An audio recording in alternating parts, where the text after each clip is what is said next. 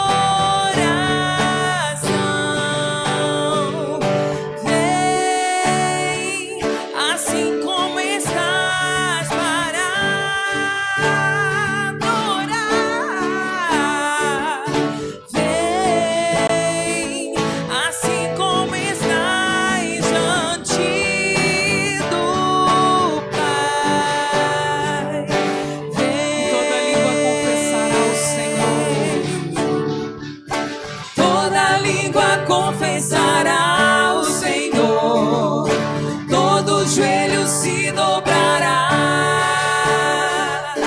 mas aquele a quem tu escolher, o tesouro maior terá.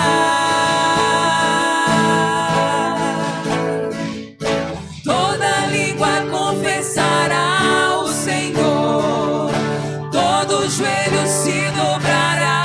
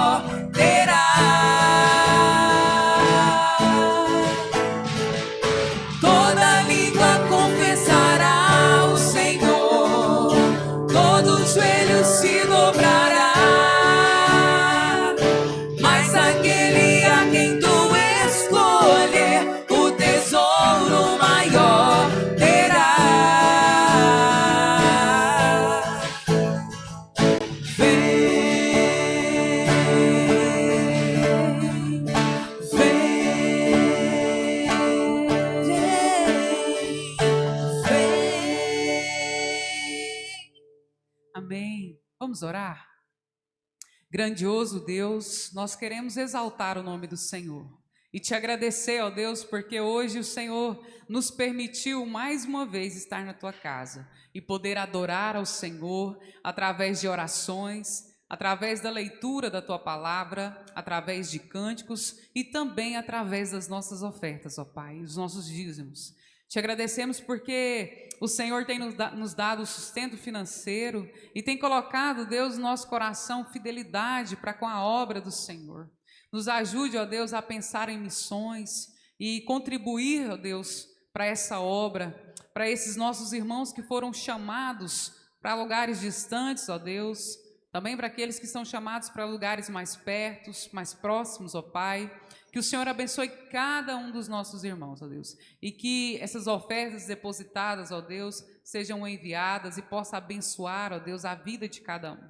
E muito obrigado, ó Deus, porque o Senhor também tem sido fiel, ó Deus, para conosco, nos abençoando, ó Pai, cuidando de nós, nos permitindo, ó Deus, cultuar ao Senhor e fazer, ó Deus, a obra do Senhor financeiramente, ó Deus, o Senhor tem nos sustentado. Muito obrigado pela tua igreja, pelo povo do Senhor que se reúne nesta manhã. Receba, Deus, todo o nosso louvor, toda a nossa adoração, em nome de Jesus. Amém. Cristo move as montanhas. Fique à vontade, meu querido, se você quiser se sentar.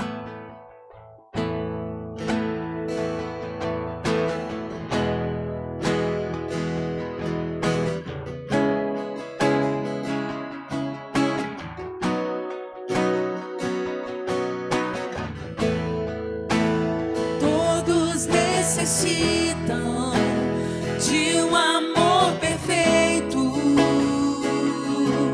perdão e compaixão. Todos necessitam de graça e esperança, de um Deus que salva.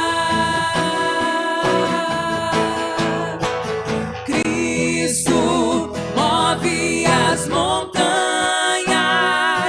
e tem poder para salvar, tem poder para salvar, para sempre, o autor da salvação. Jesus a morte venceu, sobre a morte venceu.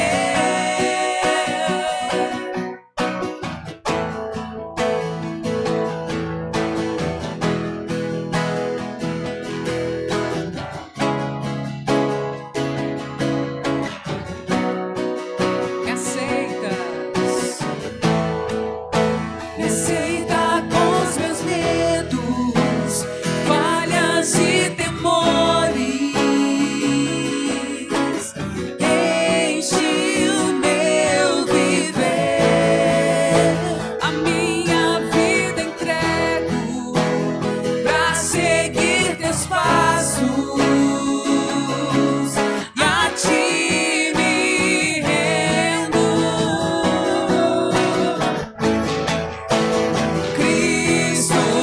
Move as montanhas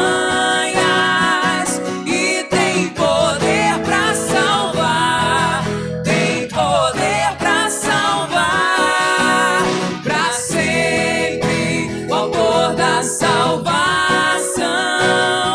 Jesus a morte venceu, sobre a morte venceu. Cristo move as montanhas e tem poder para salvar, tem poder para salvar, para sempre, o autor da salvação. Jesus a morte venceu, sobre a morte venceu. Possa o mundo ver brilhar a luz, cantamos para a glória do Senhor Jesus. Cristo, possa o mundo ver brilhar a luz, cantamos para a glória do Senhor Jesus. Cristo move as montanhas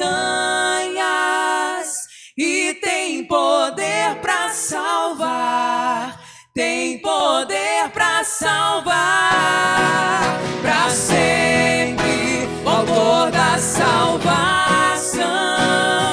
Jesus a morte venceu, sobre a morte venceu.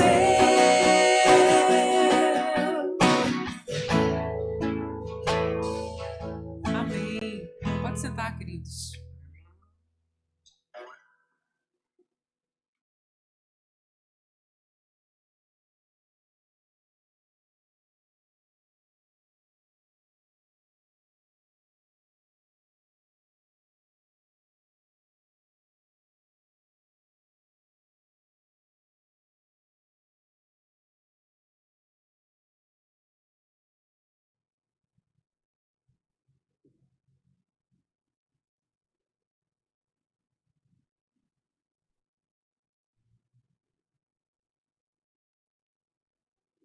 Irmãos, bom dia. Vamos ter a separação das crianças agora. Hoje é a Thaís.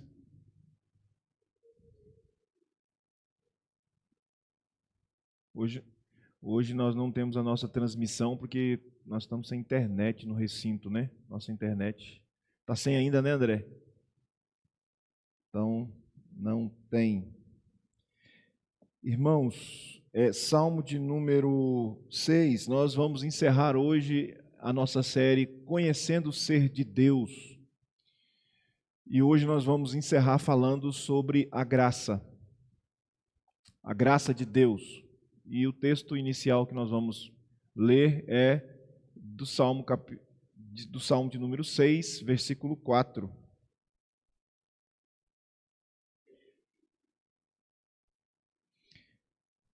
Salmo 6, 4. Volta-te, Senhor, e livra a minha alma. Salva-me por tua graça. Volta-te, Senhor, e livra a minha alma. Salva-me por tua graça. Vamos orar? Ó Deus, hoje nós vamos falar e meditar sobre a graça do Senhor.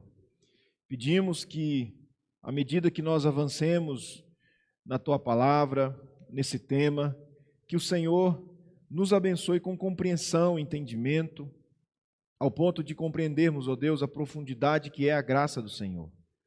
Que o Senhor possa preparar as nossas mentes, os nossos corações, para que nós compreendamos verdadeiramente a graça do Senhor.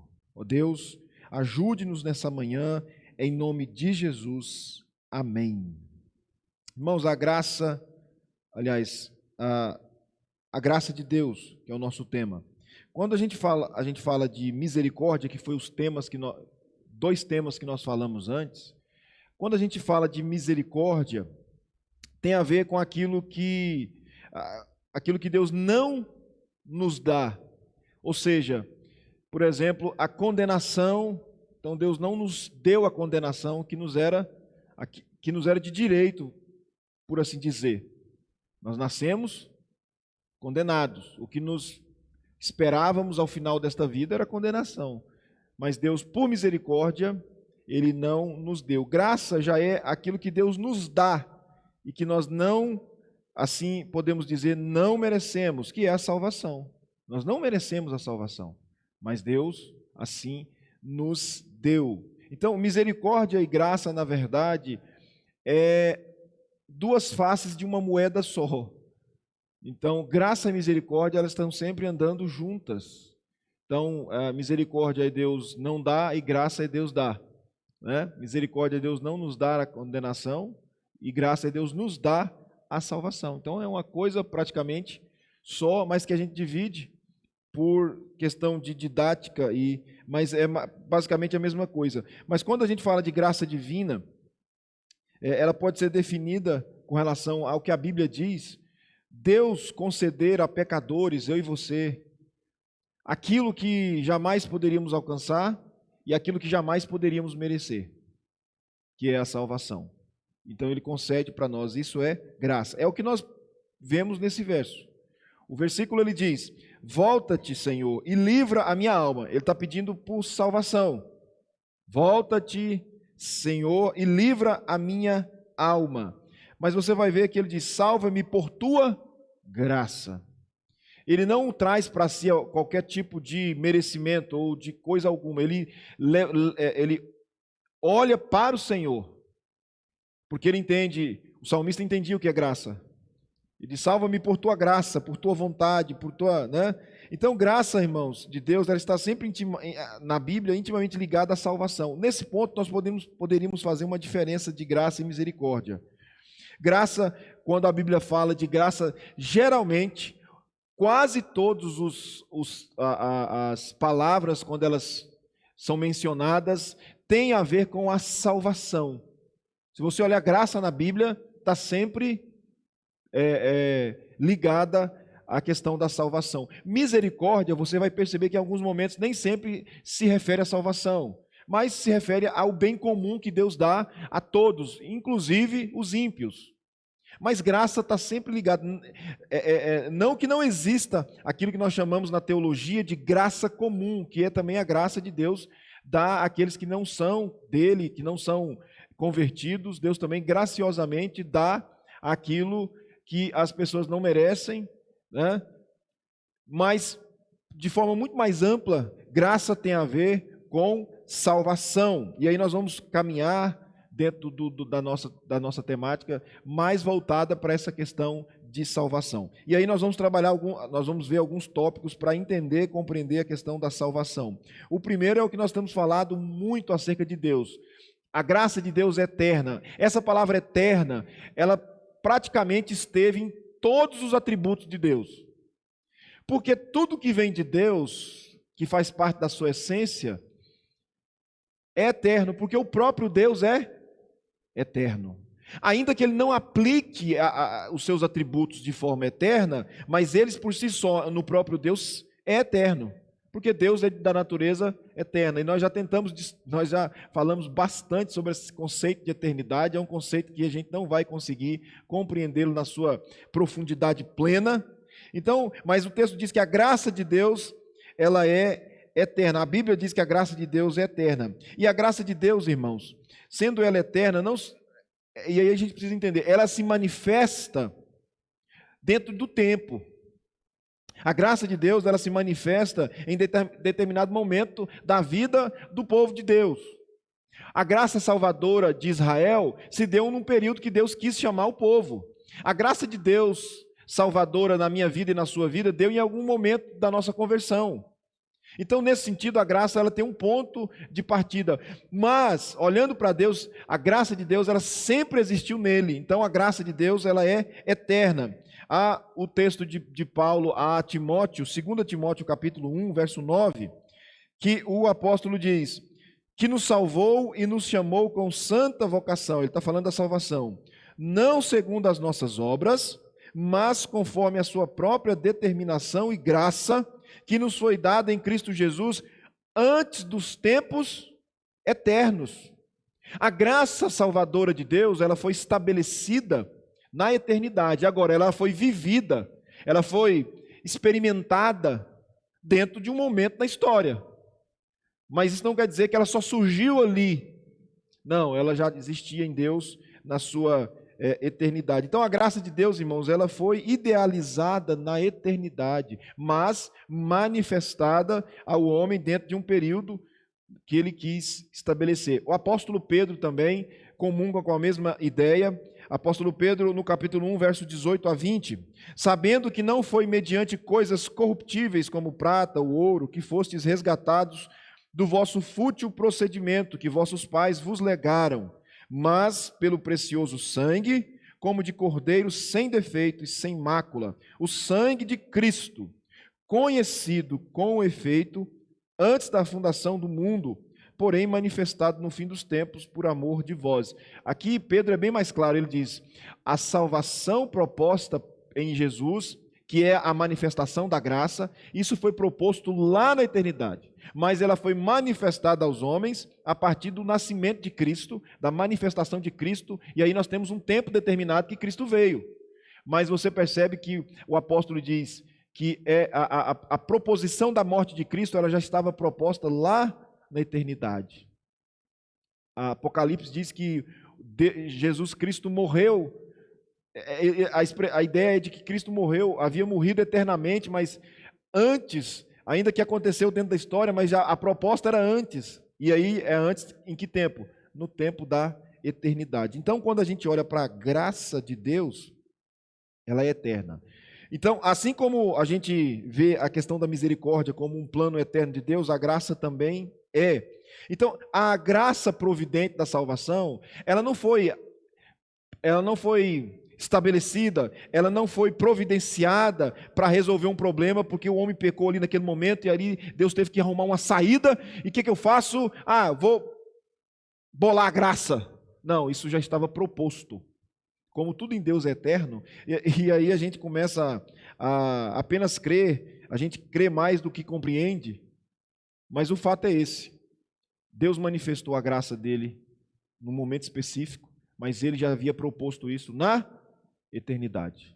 Então a graça de Deus, ela é eterna, ela é de um tempo que não é o nosso. Segundo, a graça de Deus, ela é gratuita. Esse é o ponto mais profundo que a gente trabalha dentro da graça, principalmente dentro de igreja presbiteriana ou de igrejas reformadas. A graça de Deus, irmãos, ela é totalmente imerecida. Por isso que o nome graça. O que é graça? O que é receber alguma coisa de graça? É algo que você não mereceu, que você não pôde pagar.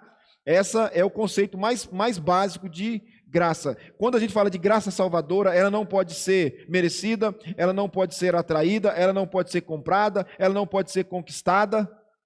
Nada. Nada do que você pode atrair ou manifestar a graça. Esse é um ponto que nós batemos muito nessa terra, porque nós temos uma ideia de querer ajudar Deus na salvação. Nós queremos sempre dar uma mãozinha para Deus. Nós queremos sempre ter uma contrapartida para a salvação. Isso surgiu dentro da igreja, irmãos, em meados do século XVI, XVII, XVIII, com o humanismo, onde a referência do mundo se tornou a ciência, migrou da teologia para o humanismo. Lembra antes? Nós tivemos mais de 1000 anos, onde a igreja era o crivo do mundo. Se a igreja não chancelasse, não podia acontecer, a ciência tinha que ser com o aval da igreja, tanto é que muitas pessoas foram caçadas, mortas, porque a igreja não aceitou e eles insistiram, porque a igreja era o crivo do mundo. O que podia, o que não podia, era a igreja quem delegava. Só que chegou um momento que o pessoal repudiaram a teologia e passou agora, não, o centro do mundo não é a igreja mais, o centro do mundo agora é o próprio homem. O homem agora, o racionalismo, se você gosta de filosofia como eu, ninguém gosta de filosofia, né? Você vai perceber que em algum momento da história, o homem chamou para si a responsabilidade. Agora o homem é a medida de todas as coisas. E isso já é um pensamento, porque quem tem essa expressão, o homem é a medida de todas as coisas, é Protágoras. 400 anos antes de Cristo, ele já tinha a ideia de que o homem é a medida de tudo. O homem é a medida de todas as coisas. E isso foi mais evidenciado, né, nos séculos aí posterior à era da igreja, que o homem então voltou para si. E isso afetou a igreja, isso afetou a teologia. O homem então entende agora que a salvação não é uma coisa só de Deus. Eu preciso participar disso, porque o centro de tudo é o homem, né?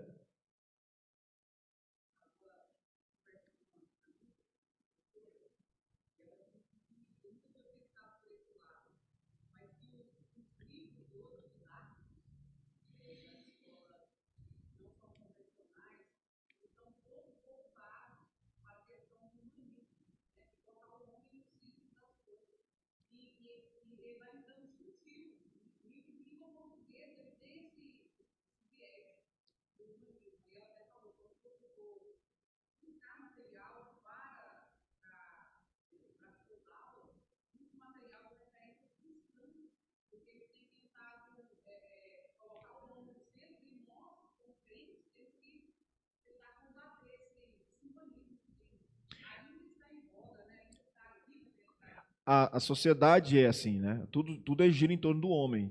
Tudo gira em torno do homem, da sociedade de forma geral. Nós não temos. Até a igreja já vem. A gente veio de Uruaçu ontem ouvindo algumas músicas. E eu ainda falei para a Juliana, não, muda esse negócio aí, que música mais. É música somente que a gente chama de egocentrismo, aquelas músicas que trata Deus, onde a música diz assim, ó, como se o cantor estivesse cantando e fosse o próprio Deus, né? Ele diz, olha, eu estou aqui para te ajudar, eu estou aqui para... É como se tivesse um Deus que está se ajoelhando diante de nós e diz assim, olha, eu faço o que você quiser, eu estou aqui para fazer tudo por você. Não é esse o Deus que a gente serve. Não é esse o Deus. O Deus que a gente serve é o Deus que está sentado no trono, e que você não faz a menor diferença para Ele. Ele te ama porque Ele quis te amar, mas você não acrescenta, não diminui, você não contribui nem diminui nada em Deus. Nada. E a gente fica trazendo essa questão, e isso fruto de uma sociedade que pensa, e a igreja toda, a maioria das igrejas, 70% das igrejas hoje tratam um Deus que quer, um Deus que é subserviente ao homem. Um Deus que né, então você pode. Então não é esse o Deus que a gente trata. Agora, a sociedade, ela é assim. Ela é assim. A sociedade pensa assim. A contrapartida da igreja é entender que a gente não vive, o centro do mundo não é o homem. O centro do mundo é Deus. Quem senta no trono do universo é o Senhor. E quando a gente fala de graça, é o ponto mais referencial que nós temos para entendermos isso. Porque a salvação não dependeu de nós, não foi por nada em nós, nada, foi tudo no Senhor. Então, quando a gente fala de graça de Deus, e fala que ela é gratuita, que ela é de graça, é porque a gente não mereceu absolutamente nada e nem fez nada. Esse é o ponto. Que às vezes choca a gente, mas será que como que eu não tenho que fazer? Não, a gente não fez nada, porque a gente não podia fazer nada, e porque a gente não queria fazer nada. São dois pontos que diz por que existe a graça, porque eu não podia e não queria. Então esse é um ponto, tem gente que fala, não, se você não querer, Deus não vai te salvar. É óbvio, humanamente falando, os rebeldes não querem Deus, mas significa que Deus não está tocando no coração deles. O dia que Deus abrir o coração desse homem, ele vai buscar o Senhor, mas aí a ideia é do próprio Deus. Eu desafio você a pegar a procurar a Bíblia de Gênesis, Apocalipse, eu falo isso porque eu já fiz isso, de você achar um texto que fala de salvação, e aí tem que deixar claro, um texto que fala do contexto de salvação, onde o homem é o ativo da história. Não tem um. É sempre Deus. Lá desde o Éden. O primeiro movimento de salvação foi lá no Éden. Quem foi atrás do homem caído? Foi o homem que correu atrás de Deus e disse, Deus, vem aqui que eu cometi um erro gravíssimo. O Senhor falou para nós não comermos da árvore, nós comemos, vem aqui porque eu quero pedir perdão e acertar a minha vida com o Senhor. Não, como é que diz a história que Deus veio? E o que o homem fez? Irmãos, esse é o protótipo do restante da humanidade com relação a Deus. O homem sempre foge o pecado sempre levou o homem a fugir de Deus, desde Adão. Adão peca, o que ele faz? Quando Deus vem, ele foge de Deus. E quem vai atrás do homem? Deus. E aí você vai pegar, quem buscou o povo de Israel, Deuteronômio diz, eu não vos escolhi porque fosseis numerosos, eu não vos escolhi porque fosse um povo grande, eu não vos escolhi porque vocês fossem melhores do que os demais povos, eu escolhi porque eu vos amei. Está falando de texto de salvação. Quem é o ativo da história? Deus. Apóstolo Paulo, quando ele se converte, ele foi atrás de Deus para se converter? Não, Jesus foi atrás dele e o toma para si. Zaqueu, da mesma forma. E qualquer outro texto que fale de salvação. Lídia, quem vai pregar para Lídia é o apóstolo Paulo. Prega para ela estava lavando roupa, estava lá num lugar que parecia de oração com outras mulheres. E assim, irmãos, você vai ver todo o texto que fala de salvação. Que fale de salvação, nós temos que entender o contexto. Agora, depois de salvação, com sentido a santificação, você vai ver Deus exigindo uma atitude do homem. Mas não é para salvação. É para santificação. Esse é um processo que o homem tem participação plena. Mas vamos a algum texto que fale dessa graça sobre a salvação. Romanos 11, 5 e 6. Diz assim, Romanos 11, 5 e 6. Assim, pois, também agora, no tempo de hoje, sobrevive um remanescente segundo a eleição da graça. Já começa dizendo aí, irmãos, a palavrinha que alguns gostariam de tirar da Bíblia, essa palavra eleição, ou predestinação. Né? Tem gente aí que se pudesse rasgar isso da Bíblia, mas não pode, é Bíblia, né? Assim, pois, também agora, no tempo de hoje, sobrevive um remanescente segundo a eleição da graça. E se é pela graça, já não é pelas obras. Do contrário, a graça já não é graça. Talvez seja o texto mais clássico, dizendo assim, não é por obras de ninguém, porque senão deixaria de ser graça. Aí é mérito. É mérito, não é graça. É mérito.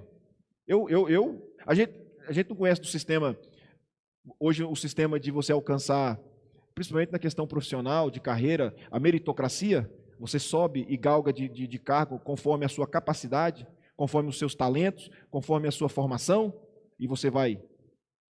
É você que tem que ter os títulos, você que tem que ter, né, as suas graduações. Isso chama meritocracia. Na salvação não existe a meritocracia porque nós não temos nada a apresentar, absolutamente nada. Outro clássico do apóstolo Paulo, agora escrevendo aos Efésios, é Efésios 2, 8 e 9, porque pela graça sois salvos, mediante a fé, e isso não vem de vós, é dom de Deus, não de obras, para que ninguém se glorie. Não de obras, para que se ninguém se glorie. Portanto, irmãos, é impossível unir graça e obra no mesmo processo, com relação à salvação. Não tem como ser algo gracioso, mas que eu fiz alguma coisa. Então não existe isso. Não há como harmonizar méritos humanos com a graça de Deus. Ou é uma coisa, ou é outra. Então, graça de Deus, ela é gratuita. Irmãos, isso para mim é o ponto central, porque mostra que Deus é um Deus bom. E se dependesse de obras humanas para que fôssemos salvos, ninguém alcançaria a salvação. Todo mundo está impossibilitado de galgar o caminho da salvação, né? Eu não tenho crise com alguém que diz, olha, você precisa crer. Se você não crer, você não vai se converter. Eu não tenho dificuldade com isso, porque eu sei se a pessoa crê, se ela se manifestar favorável ao Evangelho, isso não é uma questão dela, é uma questão de Deus que age nela, né? Então não tem dificuldade quando alguém fala, eu me converti, você precisa aceitar Cristo. Eu prego para as pessoas assim, eu falo, pai, você precisa aceitar Jesus como Senhor e Salvador da sua vida. Você precisa entender que Jesus é o caminho. Enquanto você não entender, você vai viver essa vida. Então, aí você fala, mas você não pode falar isso. Posso fazer isso. Se ele entender que realmente ele precisa, é Deus que está movendo o coração dele. Como moveu de Lídia. Se você pegar Atos 17, Lídia não estava sozinha. Tinha várias mulheres. Por que só Lídia se converteu? Porque o texto lá diz assim, o Senhor lhe abriu o coração. Então entende que o Senhor lhe abriu o coração somente de Lídia, né? Só Lídia que Deus quis abrir o coração. Por que Deus quis abrir o coração só de Lídia? Não sei. E desconheço alguém que possa responder isso para nós. Mas eu só sei que só foi o coração de Lídia. Ela se converteu. Ela entendeu o Evangelho, né? Então, irmãos, graça é graça. E de graça. E por graça. E tudo na graça, né? Tudo se resume na graça. Você não foi salvo porque você é bom ou ruim. Por isso que a gente vê pessoas ruins sendo crentes, convertendo, a gente fica meio... Porque não é por mérito ou por demérito. É por graça. Deus escolhe. Escolhe quem Ele quer. E aí nós entramos já nessa questão.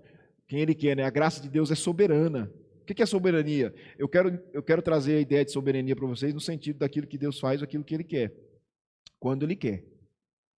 É de graça, e Ele aplica essa graça em quem? Em quem Ele quiser. É em quem Ele desejar. Ele não tem... o critério é de Deus. Por que Deus escolhe? A pergunta que sempre traz para mim, quem não crê assim, é por que Deus escolhe um e não escolhe outros? Eu não sei. Eu só sei que Ele escolhe um e não escolhe outros. Porque se Ele escolhesse todo mundo iria. Aí eu falei para alguém uma vez que Jesus não morreu por todo mundo, que foi um escândalo. Você não pode falar um negócio desse, isso é uma heresia. Jesus morreu por todo mundo. Eu falei, então Jesus é muito fraco, porque Ele morre por todo mundo e nem todo mundo vai para o céu. Olha, que tipo de Deus é esse que morre por todo mundo e nem todo mundo vai para o céu? Eu não creio nisso. Eu creio que a quem Jesus morreu, esse vai para o céu. E outra coisa... A Bíblia diz, o próprio Jesus fala, esse é o meu sangue que é derramado em favor de muitos, não de todos. Ele diz, aqueles que o Pai me deu, não perecerão. Aqueles que o Pai me deu. Né? Então a gente vai vendo que a própria Bíblia está dizendo, não é por todos. Agora, é chocante isso? É. A gente quer que todo mundo se salve. Mas nem todo mundo vai se salvar. Só que a vantagem, irmãos, é que a gente não está escrito na testa de ninguém quem é salvo, quem vai ser, quem não é. Então isso é bom. Prega o Evangelho para todo mundo. Por isso que Jesus fala, prega o Evangelho a toda criatura. Mas, irmãos, a graça de Deus é soberana. Ele vai salvar alguns e outros não. Né? E o que dizer de Isaías, que é replicado por Mateus, que ele diz assim, endurecerei o coração de alguns para que não creia. Que coisa mais impactante, irmão. Isaías está dizendo assim, você vai pregar e a pregação vai ser para endurecer os corações mais ainda. Jeremias, quando ele chama, olha, você vai pregar para trazer salvação e para trazer destruição. Meu Deus do céu. E é Deus que está falando. Não é? Então, é a Bíblia que está falando. É o Senhor. Então, se a gente crê na inspiração bíblica, né, Isaías diz, olha, muitos ouvirão e eu endurecerei o coração para não crer. Isso é Deus falando. Porque Deus é soberano, irmãos. Tem um texto aqui, Isaías 60:10, está falando da volta, está falando justamente dessa questão de Deus ser soberano. Estrangeiros edificarão os teus muros, e os seus reis te servirão, porque no meu furor te castiguei, mas na minha graça tive misericórdia de ti. Na minha graça, não foi por causa de vocês, foi porque eu quis. Então, Deus, ele derramou a graça, derramou a misericórdia sobre Israel, não porque ele estava obrigado. E aí, irmãos, uma das coisas que nós vemos muito hoje, equivocadamente, é as pessoas colocar Deus como fazer algo para que Deus fique obrigado a alguma coisa. Irmãos, Deus não se obriga a nada fora dele. Não há campanha, não há voto, não há nada que você faça que prenda a Deus a você. O que ele faz é responder aquilo mesmo que ele prometeu. Por exemplo, ele promete a si mesmo que se a gente buscá-lo com fidelidade, ele vai nos abençoar. Mas ele não está prometendo isso diretamente a você, ele está prometendo isso para ele. Ele disse na sua eternidade. A promessa, antes de tudo, ela é nele. Deus se compromete com ele mesmo. E ele cumpre as suas palavras porque ele disse para ele mesmo. Não é por causa de você. E aí você agora, você tem Deus nas mãos. Deus fica refém de você. Porque você fez isso, consequentemente. Existe uma coisa que a gente precisa entender. Uma coisa é consequência, outra coisa é moeda de troca, de barganha. Consequência, a Bíblia está cheia. Se você for fiel a Deus, Deus vai te abençoar. Isso é consequência. Deus não está amarrado sobre você. Ele prometeu isso. Agora, você não pode falar, eu vou fazer isso, porque se eu fizer isso, Deus vai, naturalmente, automaticamente vai fazer isso, em resposta ao que eu fiz para ele. Então, eu fiz algo para ele, e ele vai, então, é como se fosse pagar. Eu prestei alguma coisa, sei lá, um serviço ou algo do gênero, e Deus vai, então, me retribuir. Ele fica obrigado a me retribuir, porque eu fiz. Isso não cabe no Senhor. Deus não se obriga a absolutamente nada fora dele. Deus é soberano. Então, a graça de Deus caminha, irmãos, por esse caminho aí. Quarto, a graça de Deus é abrangente. E aí eu quero trazer agora um pouquinho fora da questão da salvação. A graça meio que fora da salvação, como eu falei para os irmãos, ainda que a graça ela está totalmente ligada, ou a maior parte das citações ela está dentro da questão da salvação, mas existe a graça de Deus também posterior à salvação, ou até mesmo na vida daqueles que não têm salvação, né? Mas antes de entrar nos pontos aqui, 1 Pedro capítulo 4, verso 10, está falando da multiforme graça de Deus, ou seja, a graça de Deus tem várias facetas. Servir uns aos outros, cada um conforme o dom que recebeu, como bons despenseiros da multiforme graça de Deus. Pedro está dizendo que a graça ela é multiforme. No grego, a palavra multiforme tem a ver com variedade, com diverso, com muitos. É a mesma ideia que a gente tem hoje. Pedro está dizendo que a graça de Deus ela é múltipla. Em que sentido que ela é múltipla? E aí entra a questão de alguns pontos que eu quero falar com os irmãos aqui. Primeiro, irmãos, pela graça divina os homens recebem... Eu fiz foi errado aqui, irmãos. Coloquei um negócio aqui antes, quer ver? Olha lá, é esse aqui que é o primeiro, ó. Está por último. Pela graça divina, os homens recebem dons espirituais. E aí, assim, está falando com aqueles que já são salvos, né? Os que são salvos. Dons, irmãos, espirituais. Quais são os dons que a gente poderia dizer? Quando fala em dons, a gente já dá um passo para trás, porque a gente lembra dos nossos irmãos pentecostais, nós lembramos de língua, né, falar em língua, e de profecia, mas profecia no sentido de revelação, né? Falou em dom espiritual, o presbiteriano dá um passo para trás. Porque vem línguas, vem não sei o quê. Irmãos, mas dons espirituais está na Bíblia. Inclusive dom de línguas.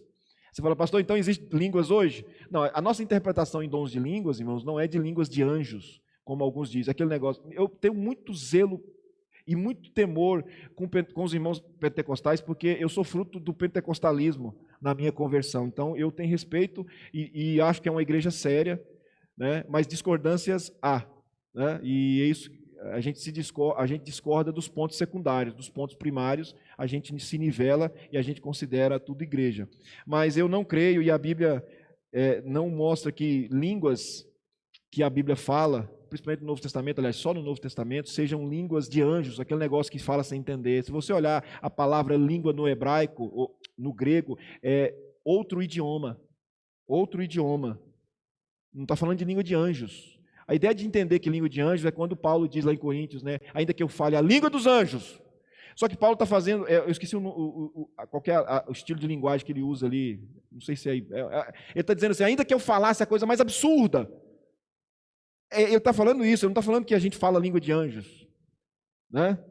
Ele só está dizendo quando você fala assim, não, eu vou carregar o mundo inteiro nas costas. Ninguém carrega o mundo inteiro nas costas.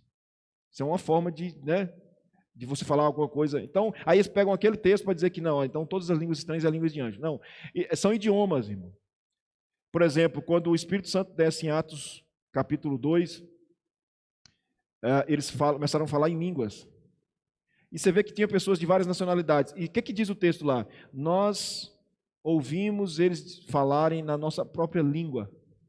E Pedro não estava falando em outra língua, estava falando no hebraico ou no grego, que eram as duas línguas vertentes naquela época. E gente com outros idiomas estava ouvindo Pedro falar no idioma deles. Foi um momento sobrenatural de Deus, para que todos, é como se estivesse aqui japonês, inglês, holandês, e eu estivesse pregando, e eles estivessem ouvindo cada um no seu idioma. Aí eram línguas estranhas, porque você não se entendia, alguns não entendiam o idioma, os que não estavam movidos pelo Espírito Santo, estavam vendo aquela loucura lá, e você vai olhar todos eles. Não é tempo para a gente falar sobre línguas aqui, a gente pode trabalhar isso depois, sobre essa questão de língua. Então a gente não entende, mas eu quero dizer que existe, o dom de língua era naquela época, e nós somos, aí é outro problema que a gente enfrenta com aqueles que creem, nós somos cessacionistas em alguns dons. Dom de língua, por exemplo, a gente não crê que exista mais, porque não é por questão de necessidade. Hoje não é preciso mais, né, nós temos outros recursos. Você vai ver na Bíblia que alguns dons foram cessando dentro do próprio Novo Testamento. Paulo tinha, deixa eu fazer uma pergunta para os irmãos, deixa eu estender um pouquinho só sobre isso aqui, para não ficar muito aberto. Vocês creem que Paulo tinha o dom de cura? Paulo curava? Dom de cura, de orar? Tinha. Se você olhar, você vai ver Paulo curando muita gente. A sombra de Pedro, a sombra de Paulo curava, né? Pedro curava, orava e a coisa acontecia. Paulo também. Se você olhar o início do ministério de Paulo, mas no final do ministério de Paulo, ele pede para Timóteo tomar vinho para curar as enfermidades do seu estômago. Por que Paulo não orou para que ele curasse? Porque o ministério, o dom de língua já estava cessando no próprio Novo Testamento. De cura. Nem sei o que eu falei aqui, né? De língua, de cura. Cessando. O dom de línguas você vai perceber que em Atos tem muito, em algumas coisas tem muito. Você vai andando, mas você vai percebendo que no decorrer do próprio Novo Testamento, o próprio dom de línguas vai sumindo. Então a gente quer que alguns dons cessaram, outros não. Outros não. Por exemplo, dom de profecias continua até hoje, sim, entendendo que profecias o que o profeta fazia? Trazia a vontade de Deus. Ele revelava a vontade de Deus. A profecia que nós temos hoje, irmãos, é de revelarmos o dom de profetizar e o dom de pregar o evangelho. Né? Nós não cremos que existe um paralelo, uma revelação paralela à Bíblia. Nós cremos que a palavra de Deus é a Bíblia Sagrada. Deus pode falar de forma sobrenatural hoje, fora da Bíblia para alguém? Eu creio que pode, pela dureza do coração de alguns, mas não é a regra. Então, a gente chegar aqui, eu não quero ler Bíblia, eu quero ouvir Deus falar no meu coração. Isso não existe, irmãos. Agora, quantas vezes, talvez você tenha essa experiência, de você não dar ouvidos para a palavra de Deus, mas de alguma forma Deus fala com você. Deus manda alguém, e não manda alguém daquele jeito assim, olha, eu vim aqui porque Deus me mandou. Não, numa conversa simples, alguém fala todas as verdades que você precisa ouvir. Você entende que Deus está falando no seu coração. É Deus, é alguém enviado por Deus, falando as verdades. Né? Então, a gente precisa tomar muito cuidado. Eu estou dizendo que a gente não pode colocar como regra a questão de profecias, como alguns irmãos vão para a igreja querendo novas revelações apenas. Não quero ler Bíblia, eu quero novas revelações, eu quero ir para o monte, eu quero ir atrás do profeta, aquele que revela todas as coisas. Mas isso é antibíblico, isso não é bíblico. Né? Mas isso não tira Deus de, em algum momento, se Ele quiser, né, ele revele a sua vontade, mas eu volto a dizer, isso é momentos muito específicos e muito esporádicos que a gente entende. Sonhos, né? Tem gente que correndo atrás de sonho apenas. Deus pode falar alguma coisa no sonho? Pode, mas não fica correndo atrás disso não. Né? Porque isso não é o que se deve. Então, irmãos, quando se fala em dons, né, quais são os dons? Dons de oração, sim, de intercessão, isso é um dom. Todo mundo ora e intercede, mas tem gente que tem dom para isso, no sentido de, ele faz isso como um chamado, evangelização, área da música. Então, irmãos, e esses dons são dados por quem? Por Deus. Por quê? Por graça. Né? Por graça. Agora que eu tenho que... Deixa eu ver aqui, irmãos. Ficou tudo bagunçado. Não, esquece esse texto aí. Romanos 12, versículos 5 e 6, diz assim: assim também nós, conquanto muitos, somos um só corpo em Cristo e membros uns dos outros, tendo, porém, diferentes dons, segundo a graça que nos foi dada. Paulo está dizendo que a igreja ela tem vários dons para ajudar uns aos outros, e que cada dom desses foi dado pela graça. Deus deu graça, Deus deu os dons através da graça do Senhor. Vamos ver se eu consigo acertar alguma coisa aqui, irmãos. Não, deixa eu voltar lá. É o B, né? Pela graça, ficou tudo. Pela graça divina, os homens recebem consolo. E não é esse texto aí, não, irmãos. Texto de. É só isso aí. Pela graça divina, os homens recebem consolo. Consolo é dom. Consolo é graça. Quando Deus. Aí a gente estende consolo fora do povo de Deus também. Deus consola as pessoas que não são crentes, mas é graça também. O Deus que vem consolar os corações. 2 Tessalonicenses, capítulo 2, versos 16 e 17. Ora, nosso Senhor Jesus Cristo mesmo e Deus, o nosso Pai, que nos amou e nos deu eterna consolação e boa esperança pela graça, console o vosso coração e vos confirme em toda boa obra e boa palavra. Paulo está pegando a sua própria experiência de ter recebido consolo de Deus, e ele diz, porque ele recebeu, ele diz, olha, Deus nos amou com eterna consolação, pela graça. E aí ele diz para o povo que esse Deus console vocês também. Ele está dizendo que consolo é graça de Deus também. E de fato é. Deus, quando derrama consolo na nossa vida, significa que Ele é gracioso. E por último aqui, pela graça divina os homens recebem sabedoria para viverem no mundo. E também se estende aos não crentes. O Deus gracioso que nos habilita, irmãos, a lidar com as mais diversas situações. Sabedoria divina é graça de Deus. E esse é um ponto, irmãos, que a gente precisa... eu falava com alguém esses dias sobre essa questão do quanto a gente, como crente, a gente precisa ser sábio no tocar a nossa vida na sociedade. Para mim, o grande mal da igreja, o grande mal não, a grande falha da igreja é um negócio chamado testemunho. Testemunho. Infelizmente, a igreja se nivela muito ao mundo no seu comportamento, no seu pensamento. A igreja, ela tem sido muito... eu sei que a igreja tem sido assediada constantemente a viver uma vida como a sociedade exige, né? E com isso a gente não vive de forma diferente. Hoje falar isso parece que até ofende as pessoas. Dizer que a gente é diferente é ofensivo. Mas quando a gente diz que é diferente, não está dizendo que a gente é melhor ou pior, ou coisa do gênero, não está dizendo que a gente caminha de um modo diferente. A gente caminha com atitudes diferentes. Mas nesse mundo onde você não pode questionar nada, nós vemos no mundo, irmãos, que você não pode questionar nada do outro, tudo tem que ser aceito. Se você questionar, você é intolerante, você é racista, você tem algum tipo de fobia pelo outro. Tudo agora é isso. Tudo né? Você tem que tomar cuidado. O mundo ficou chato, como alguns dizem, né? Não pode falar nada, não pode dizer nada que você seja enquadrado em alguma coisa. Então, a gente vive uma sociedade assim, muito complicada, e a gente precisa ser diferente. E Deus nos dá sabedoria, irmãos, para a gente lidar com as coisas diferentes. É graça de Deus. A gente precisa buscar mais, orar mais, para que Deus derrame sobre nós essa graça de termos um comportamento diferente no meio da sociedade. Agora ficou certo. O apóstolo Paulo, na segunda carta aos Coríntios, capítulo 1, verso 12, ele diz, porque a nossa glória é esta, o testemunho da nossa consciência de que, com santidade e sinceridade de Deus, não com sabedoria humana, mas na graça divina, temos vivido no mundo, e mais especialmente para convosco. Ele está falando do ministério dele, ele está vivendo o seu ministério para aqueles irmãos, mas antes ele diz, nós estamos vivendo com sabedoria no mundo. Ele está dizendo, Deus tem nos dado sabedoria de tocar a nossa vida aqui nesse mundo. Deus tem derramado graça da gente ser um bom, de termos um bom testemunho.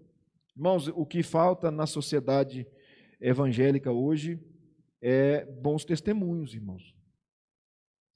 Viver o que nós cremos. Eu estou falando de comportamento. Comportamento mesmo.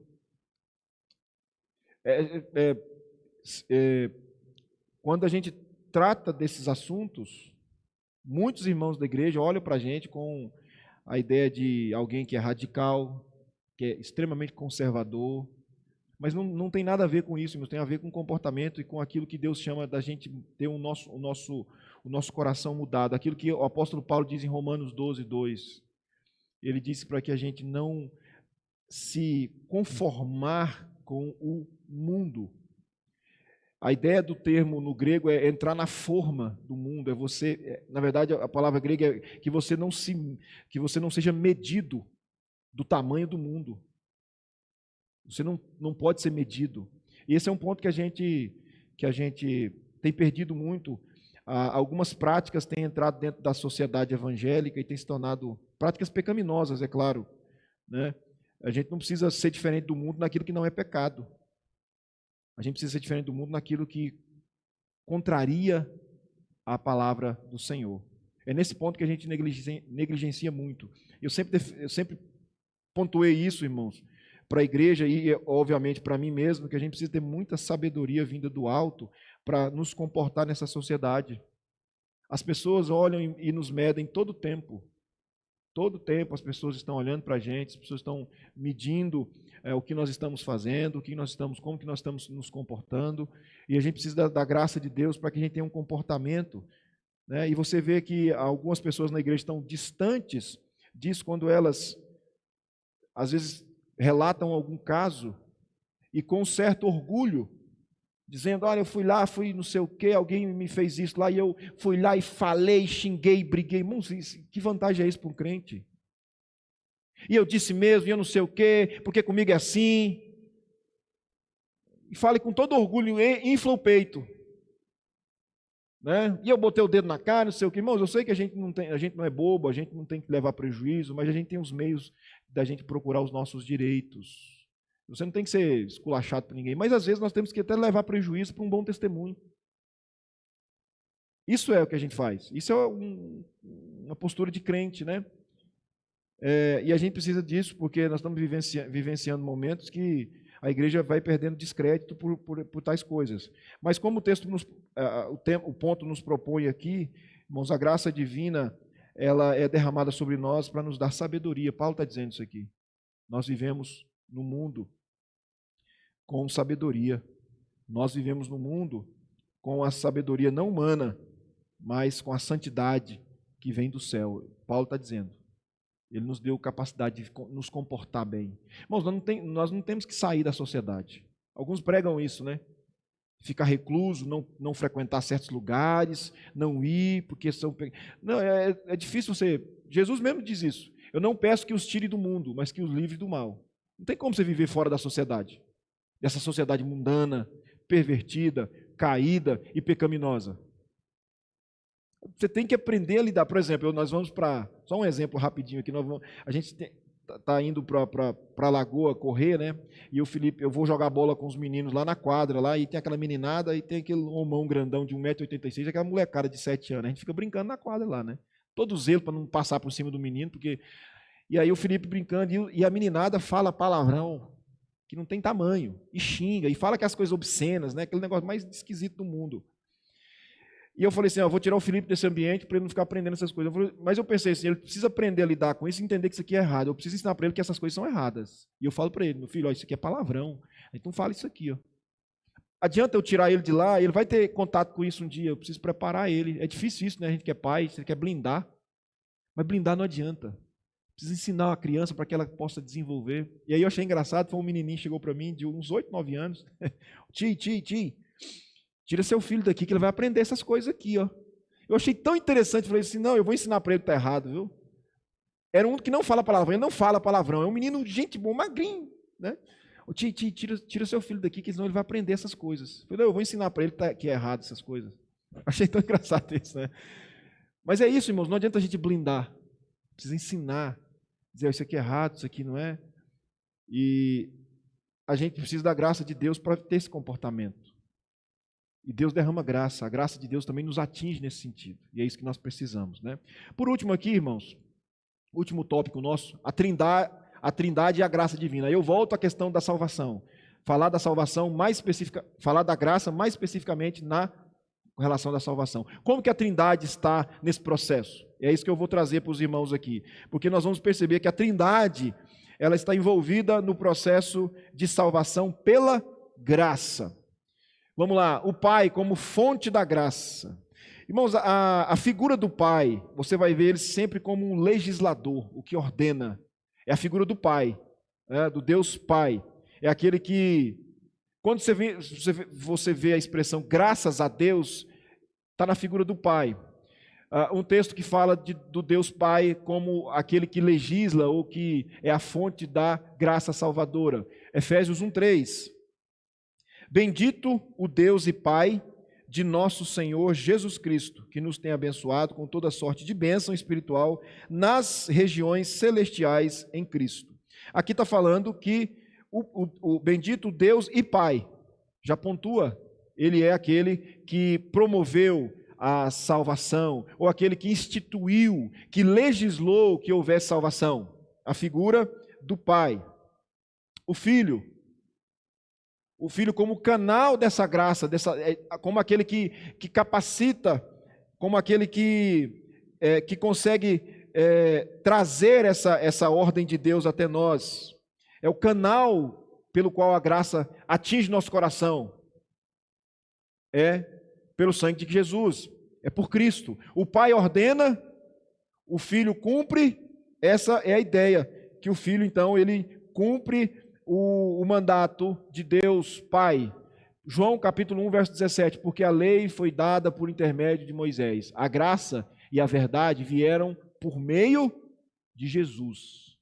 A graça salvadora, ela só pode existir por meio de Jesus Cristo. E quando se fala por meio de Jesus Cristo, irmãos, está ali nas entrelinhas, implícito ou explícito, o sacrifício de Jesus. É pelo sacrifício de Jesus. Então ele está dizendo, aquilo que Deus ordenou, a nossa salvação, ela chega até nós pelo sacrifício de Cristo. Porque nós não podemos ir até o Deus Pai e pegar essa salvação para nós, não. Cristo é quem fez esse processo, porque teria que pagar um preço. A salvação, irmãos, para mim e para você era de graça, mas a salvação não foi de graça. Mas tem preço para a salvação? Tem. E as moedas foram o sangue de Jesus. O próprio Jesus fala que ele nos comprou com o seu sangue. Teve um preço. Não, eu e você não poderíamos pagar. Então, para nós é de graça. Alguém pagou e nos deu, por isso que é graça. Então, essa é a figura do Filho. O Espírito Santo, irmãos, nesse processo. O Espírito Santo é aquele que vai aplicar, trazer compreensão. O Pai ordena, o Filho canaliza, vamos dizer assim, ou seja, chega até nós, e o Espírito Santo agora age dentro de nós, nos fazendo compreender todo esse processo. Porque, irmãos, muitas pessoas têm acesso a esse processo aqui. Sabe que Deus ordenou, sabe que Jesus morreu, mas aquilo não faz diferença no seu coração. Não faz. A diferença é a aplicação que o Espírito faz no coração da gente. O que aconteceu com Lídia, o que aconteceu com o apóstolo Paulo, o que aconteceu comigo, o que aconteceu com você. Você compreendeu a salvação. De que forma? Porque o Espírito Santo esclareceu. Tem uns debates bíblicos que eu já saí e disse assim, eu não posso debater isso com você porque agora é uma questão de fé. Você não tem fé. Você não crê no Senhor Jesus como eu creio. O nosso debate aqui não vai chegar em lugar nenhum, porque agora é uma questão de experiência. É a questão da alma. Você não vai compreender por que uma pessoa abandona a riqueza, abandona um monte de coisa para servir a Deus. Isso para você é loucura, e de fato é loucura, a Bíblia diz que é loucura. Mas para aqueles que têm o Espírito Santo não é loucura, a gente compreende, a gente tem a dimensão, porque o Espírito Santo está falando no nosso coração. Então tem coisa que eu não debato, irmãos, porque não adianta, é só uma questão de fé. Se a pessoa não tem fé, pronto. Não tem o que dizer, não tem o que a gente argumentar, porque é uma questão de experiência, né? É uma questão de você viver aquilo, o ardor da alma, do coração, aquele negócio todo, né? Que infelizmente, irmãos, a ação do Espírito Santo, aí deixa eu abrir mais um parênteses aqui. A ação do Espírito Santo hoje, ela tem sido trocada por questões emocionais, e que é interpretado como a ação do Espírito Santo. Hoje há uma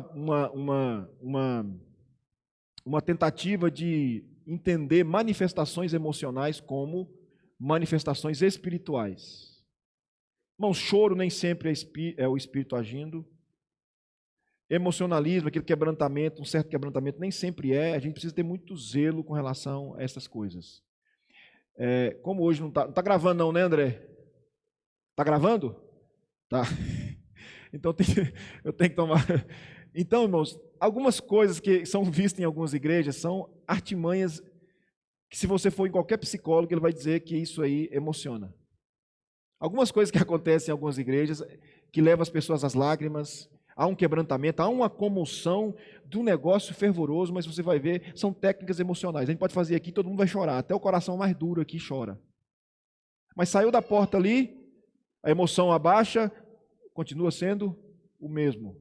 E aí volta na outra semana para receber mais uma dose, porque essa questão emocional ela é relaxante, ela é gostosa, ela é boa, mas ela não muda muita coisa. E eu não estou dizendo que a fé não é emocional.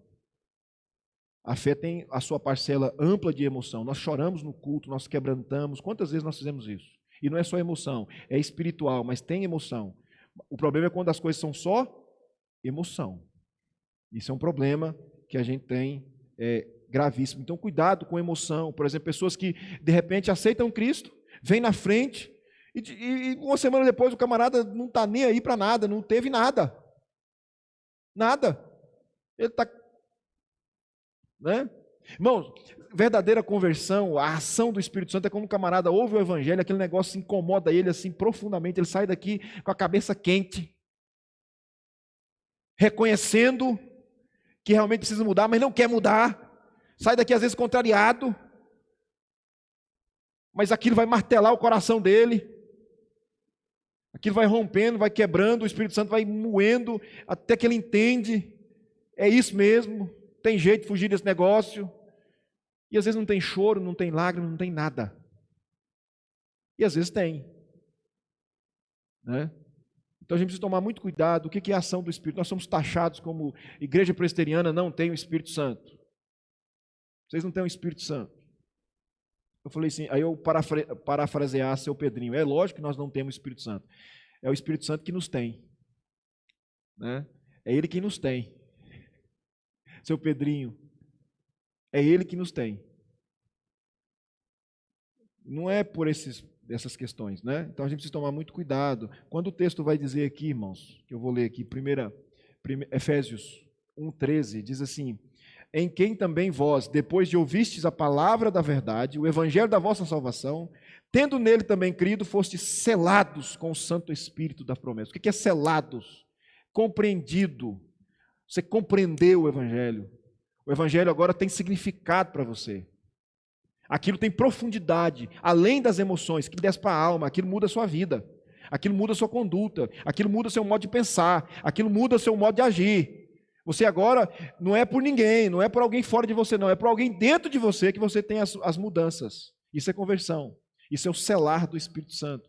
É quando a gente sai, irmãos, do ambiente gostoso de igreja que nos quebrantou e vai lá para fora e continua sendo um crente com os mesmos princípios. Eu não perco isso. Eu entendo, tem alguém que martela o meu coração. Quando eu peco, ele me acusa. Irmãos, o verdadeiro crente não vive em paz com o pecado. O pecado vira uma tormenta. Lembra de Davi? Nós não sabemos quanto tempo Davi viveu sem confessar o seu pecado.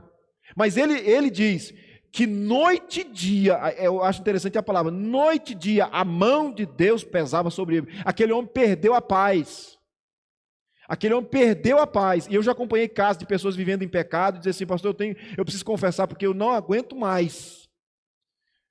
E aí vem e confessa, porque é alguém crente. Eu creio que alguém crente, alguém que o pecado, ele não consegue viver de mãos dadas, irmãos, amigavelmente com o pecado. O pecado vai o pecado vai produzir nele uma crise atrás da outra. Isso é o Espírito Santo age em nós dessa forma, irmão. Nós somos selados pelo Espírito Santo. Há uma ação profunda. Então, na salvação é justamente isso. É trazer compreensão. Você compreende o Evangelho. Eu entendi. Eu sei. Eu sinto. Né? Então, é o processo de salvação da graça com a ação do Espírito Santo. Então, você vê que o Pai, ele é a fonte, o Filho é o canal, e o Espírito Santo é podemos dizer, o comunicador, o esclarecedor, o que vai trazer coerência de todo o processo. Porque, irmãos, o cristianismo é um processo que, secularmente falando, avaliando pelos critérios de lógica humana, é um negócio absurdo. Você crê num negócio aí, você crê num Deus que não se vê, que não se toca, que não se nada. Você crê que há 2 milênios agora, um Deus se encarnou, morreu, me salvou, e que agora passando disso aqui, a vida boa não está aqui, está no céu. Aqui nós somos passageiros, não podemos fincar raízes profundas aqui. Isso é um processo de louco. Mas é por isso que Paulo diz que isso é loucura para os que não creem. É loucura, o Evangelho é loucura. O que não faz o Evangelho ser loucura? É a gente entender que não é loucura. A ação do Espírito Santo. Não é loucura. E aí a gente caminha tranquilamente, com as pessoas falando que a gente é doido, que a gente não sei o quê, que mais não sei o quê. E a gente continua caminhando, crendo, porque a gente sabe que não é loucura. Por quê? Porque o Espírito Santo traz isso para nós. Irmãos, vamos concluir aqui.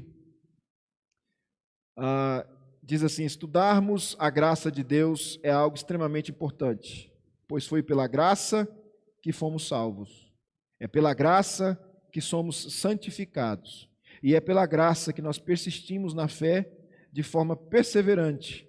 Não podemos esquecer jamais disso.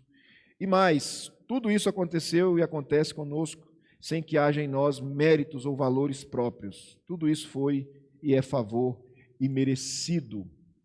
Portanto, testemunhemos e preguemos essa graça que é de graça, mostrando que Deus é o Deus de toda a graça, como diz 1 Pedro capítulo 5, verso 10, o Deus de toda a graça. Irmãos, só para fechar, quando a gente aborda a graça de Deus, tira você de qualquer meritocracia. É só Deus, é olharmos para Deus. Muitas vezes nós somos desmotivados de pregar o Evangelho para algumas pessoas, porque no coração a gente entende que aquela pessoa jamais vai se converter. Ela está tão embrenhada no pecado, ela é tão indiferente às coisas que jamais aquela pessoa não pode ser salva. Não pense assim, porque a graça, como nós falamos, ela é soberana. Deus tem os seus escolhidos, dos quais a gente não sabe, né, quem são. De repente Deus pode mudar qualquer coração, e Deus tem feito isso. Deus tem tirado pessoas de circunstâncias, irmãos, que parece que para nós, lembra do ladrão na cruz, o homem condenado, e para ele ser preso naquela cruz não era qualquer. Se fala-se de ladrão, mas alguns estudiosos dizem que não era só roubo, era uma coisa terrível. Para o cara morrer com a morte de cruz, que era a pena capital dos romanos, ele tinha que ter feito muita coisa. Então aquele homem está lá porque ele era um perverso.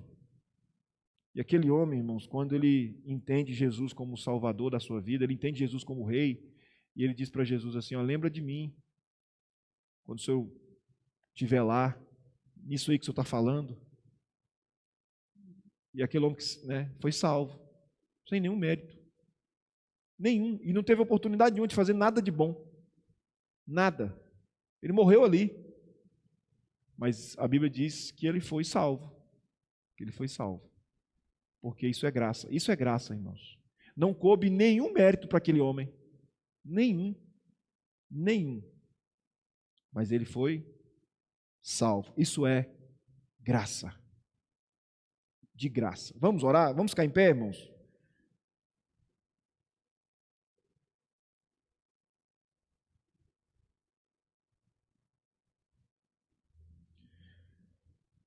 Bendito Deus, amado Pai, louvado seja o Senhor por essa manhã, por essa escola bíblica dominical, pelo Evangelho que nós pudemos ler. Pedimos a Ti, ó Deus, que o Senhor nos capacite sempre a compreender a graça na dimensão que a própria Bíblia revela para nós. Entendemos graça como algo que é de graça, ó Deus. E assim, ó Deus, nós possamos caminhar, não buscando méritos, principalmente diante do Senhor, mas apenas vivendo plenamente e intensamente pela graça do Senhor. Ajude, ó Deus, como igreja do Senhor, não só a viver essa graça, mas a também pregar essa graça. Para que esse evangelho também possa ser compreendido por outras pessoas pela graça, e que elas possam ter um encontro profundo e transformador com o Senhor. Ó Deus, ajude-nos, ó Pai, porque esse é um processo que está além de nós. Mas através da Tua graça, pelo Teu Espírito, nós podemos. E é isso que nós clamamos nessa manhã, no nome santo de Jesus. Amém. Amém. Pode sentar, irmãos. Está encerrado a nossa escola dominical.